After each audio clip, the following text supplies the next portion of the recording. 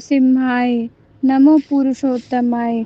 आज हम उस परम रहस्य की चर्चा करेंगे जो काल की गणना से परे है। एक ऐसा समय जिसे संसार ने ठुकरा दिया पर स्वयं नारायण ने उसे अपना हृदय बना लिया। वह है पुरुषोत्तम मास, जिसे हम अधिमास या मलमास भी कहते हैं। लेकिन क्या आप जानते हैं कि इस अतिरिक्त महीने का सीधा संबंध भगवान नरसिम्हा के प्राकट्य से है। आज हम इस साधना के उस विज्ञान को खोलेंगे जिसे जानकर साधक अजेय हो जाता है। रहस्य की शुरुआत होती है हिरण्यकश्यपु के उस अहंकार से जिसने ब्रह्मा जी से अमरता का वरदान मांगा। उसने प्रकृति के हर नियम को बांधने की कोशिश की। उसने कहा, न मैं साल के 12 महीनों में मरूं, न दिन में मरूं, न रात में मरूं। वह भूल गया कि ईश्वर अनंत है। जब 12 महीने की सुरक्षा कवच हिरण्यकश्यपु के चारों ओर थी, तब भगवान ने अपनी माया के समय के चक्र को थोड़ा धीमा किया और उन 12 महीनों के बीच से एक नया मार्ग निकाला, अधिमास। यह वह समय है जो सूर्य और चंद्रमा की गति के अंतर से पैदा होती है। यह काल का वह शून्य गैप है जहाँ प्रकृति के समय नियम काम नहीं करता, और इसी शून्य में भगवान नरसिंह का प्रचंड तेज प्रकट होता है।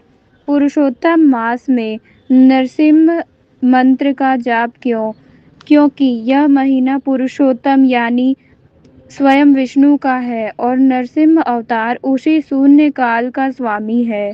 जब आप इस मास में ओम उग्र वीरम महाविष्णु ज्वलंतम सर्वतोमुखम नरसिम्ह भीषणम भद्र मृत्युम नमाम्यहम का जाप करते हैं तो आपके शरीर के भीतर स्थित सोई हुई चेतना जागृत हो जाती है। जैसे नरसिम्ह देव ने खंबे को चीरकर सत्य को प्रकट किया था, वैसे ही यह मंत्र साधक के भीतर के अज्ञान के खंबे को तोड़कर आत्मज्ञान का प्रकाश फैलाता है। इस मास में एक माला का जाप समय सामान्य दिनों के 1000 माला के बराबर फल देता है, क्योंकि यहाँ काल टाइम संकुचित होता है। इस साधना का तीसरा रहस्य भय से मुक्ति।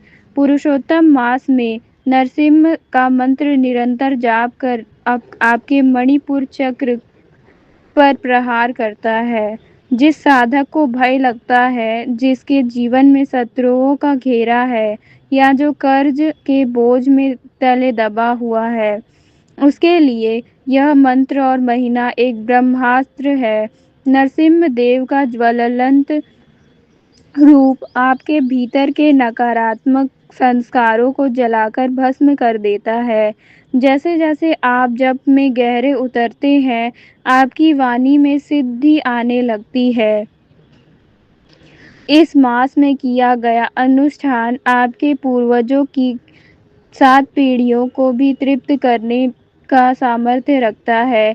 साधना के इस लंबे प्रवाह समय साधक को चाहिए कि वह घी का अखंड दीपक जलाए, नरसिम्ह देव की मूर्ति का या चित्र के सम्मुख बैठकर अपनी रीढ़ की हड्डी को सीधा रखे।